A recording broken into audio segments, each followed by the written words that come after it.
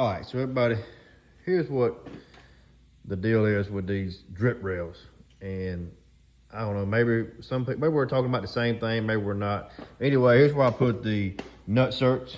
And as you can see, there's no gap. You don't see any nutsert there. It goes around.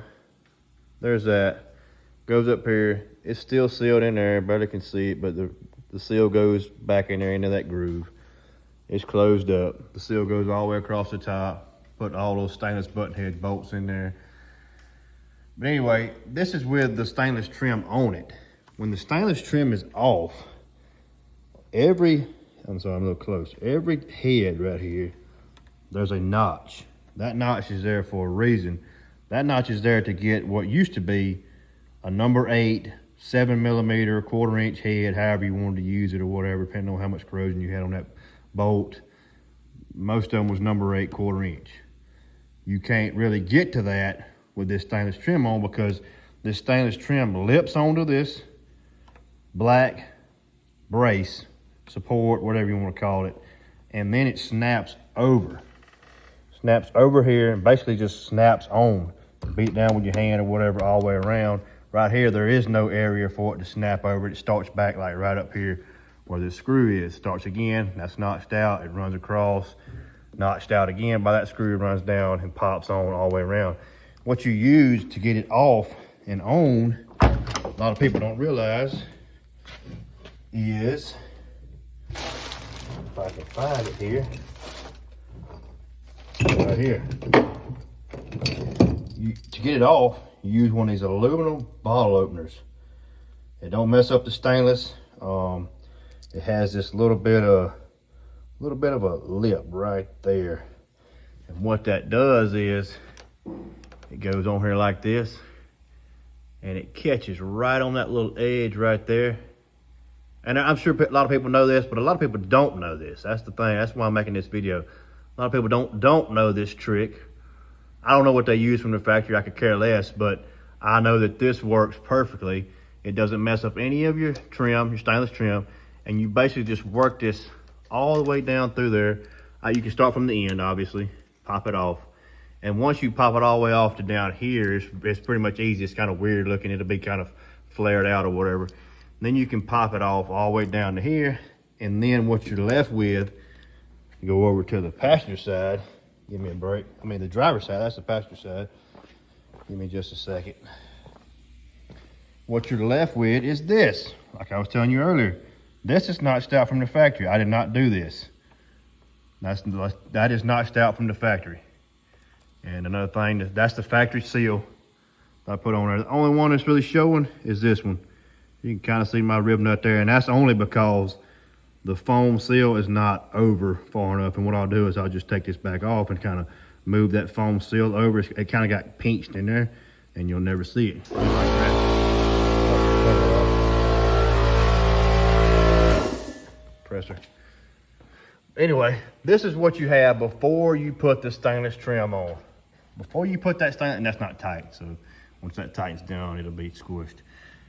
I don't have any of those top ones tight, or these sides, they're just loosely hanging there. Once you have this on, then you snap your trim on. Like I was telling you on the other side, it goes over the lip and just snaps on. This is like a rounded lip on the bottom side right here. It's a little rounded lip. On top is this solid, like, good lip. You ain't doing nothing. Hook it on, pop it in.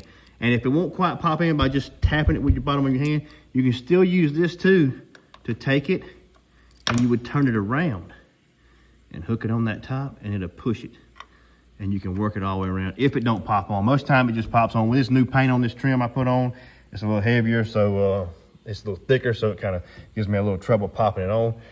But that's how they go. And that's how, I don't know, I made these couple posts the last few days, and everybody's commenting about this and that, and you're gonna have gaps, and then when I posted it today, everybody's like, oh, well, you notched that out, or did you notch that out? And somebody's asking like, well, that ain't how mine is. I'm like, yes, everybody.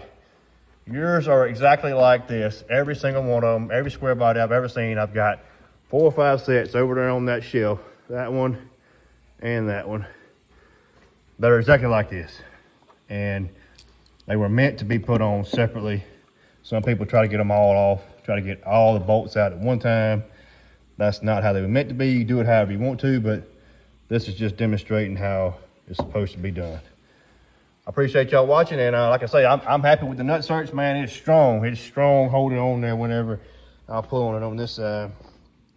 Whenever you put those nutserts in there, yeah, obviously, if you ever yank one of those out, you're gonna have a big issue, but these things, I mean, you can move the whole truck. You're not going anywhere with these, and I just had so much problems with the other ones. Basically, I put the number 8 back in there, tightened it down, and then when I started to put this trim on, you could tell the whole thing got loose again. So then I tried to come back in here and try to tighten up the number 8 screw again, and I just didn't feel confident about it. So I put a number 10 in there. Then when I put a number 10 in there all the way around, put the trim back on again, basically the same thing. It was loose. Yeah, they tightened up a little bit better, but it still wasn't up to my standards. So guess what? I opted to put the nutserts in each one of them, and now she's just solid. And on the back, on the nutsert itself, before I broke them down, before I set them, popped them in there, whatever you want to call it, set the nutserts in there, I put panel bond on them, an epoxy basically, and then I just cleaned it up on the outside. But when that's squished in there, there's epoxy on the inside of this, the back side of that, holding that rivet. So it's definitely strong. If a limb or something ever catches this thing, we're gonna have big problems, but hopefully that never happens on a $40,000 build. I would say that I'm pretty happy with that, how that turned out. Now it looks pretty slick, I think. But I appreciate everybody tuning in and checking it out.